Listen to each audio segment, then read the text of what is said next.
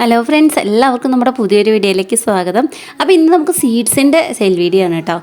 അപ്പോൾ കുറേ നാളായിട്ടോ നമ്മൾ വീഡിയോസൊക്കെ ഇട്ടിട്ട്. ഇപ്പോൾ ചൂട് കൂടിയതുകൊണ്ട് സെൻസിറ്റീവായ പ്ലാന്റ്സ് നമ്മൾ അധികം അയക്കുന്നില്ല കേട്ടോ. പിന്നെയും ഡാലിയ, റോസ് അങ്ങനെയുള്ള പ്ലാന്റ്സ്, ജറബറ അതൊക്കെയാണ് കേട്ടോ അയക്കുന്നത്. അതിലൊക്കെ കിഴങ്ങുകളൊക്കെ ഉള്ളതുകൊണ്ട്, റോസിലല്ല ഡാലിക്കയിലും ജറബറയിലൊക്കെ കിഴങ്ങുകളൊക്കെ ഉള്ളതുകൊണ്ട് അയക്കാനൊരു പേടി തോന്നില്ല. അല്ലാത്ത ചെടികളൊക്കെ ഇപ്പോൾ അയക്കാൻ ചെറിയൊരു ഭയമൊക്കെയാണ് കേട്ടോ. ഒന്നാമത് ഒത്തിരി ചൂടാണ്, കുറച്ച് ലേറ്റായ ചെടി നാശമായി പോകും, അങ്ങനെയൊക്കെ ഉണ്ട്. അപ്പോൾ ഇത് സീഡ്സാണ്. സീഡ്സ് ആകുമ്പോൾ നിങ്ങൾക്കറിയാമല്ലോ, നാശമാകും എന്നുള്ള പേടി വേണ്ട. അപ്പോൾ ഇത് അയക്കുന്നത് നമ്മുടെ കൂട്ടുകാരി ലിജിനിയാണ് കേട്ടോ. അപ്പോൾ ലിജിനയുടെ നമ്പർ മേലെ കൊടുത്തിട്ടുണ്ട്. അതുപോലെ തന്നെ ഏതൊക്കെ പ്ലാന്റ്സിൻ്റെ സീഡാണ് തരുന്നതെന്ന് വീഡിയോയിൽ നമ്മൾ കാണിക്കുന്നുണ്ട്. ഓരോന്നിൻ്റെയും പേര് എഴുതിയിട്ടിട്ടുണ്ട്. അപ്പോൾ നിങ്ങൾ ജസ്റ്റ് ഒന്ന് നോക്കുക കേട്ടോ. വീഡിയോ ഫുള്ളായിട്ട് കാണാൻ ശ്രമിക്കുക. എങ്കിൽ മാത്രമാണ് നിങ്ങൾക്ക് ഏതൊക്കെ ചെടിയുടെ സീഡാണ് നമ്മൾ തരുന്നതെന്ന് അറിയാൻ പറ്റുള്ളൂ. ഇതിൽ ഏത് പ്ലാന്റിൻ്റെ സീഡ് നിങ്ങൾ എടുത്താലും 20 രൂപയാണ് കേട്ടോ വരുന്നത്. ആ ഒരു പാക്കറ്റിന് 20 രൂപയാണ് വരിക.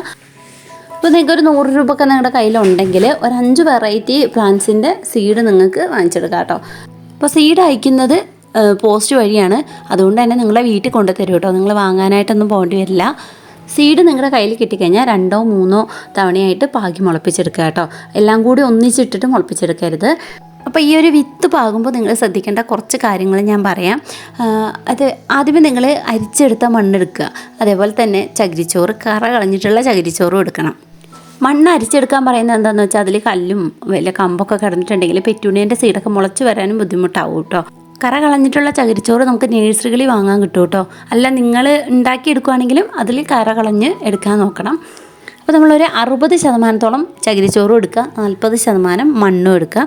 എന്നിട്ട് ഇത് രണ്ടും കൂടെ മിക്സ് ആക്കിയിട്ട് ഒരു പോട്ട് എടുക്കുക. നല്ല ഹോളുള്ള പോട്ടായിരിക്കണം കേട്ടോ. എന്നിട്ട് അത് 3/4 ഭാഗം നിറയ്ക്കുക. അതിനുശേഷം നമ്മളിത് ഒന്ന് നല്ലോണം നനച്ച് കൊടുക്കണം. വെള്ളം നന്നായി വാർന്നു പോയതിന് ശേഷം വീണ്ടും നമ്മൾ കൈ കൊണ്ടൊന്ന് ഇളക്കിയിടുക കേട്ടോ. നടുഭാഗത്തായിട്ട് എന്നിട്ട് വിത്തുകൾ ഇട്ട് കൊടുക്കുക.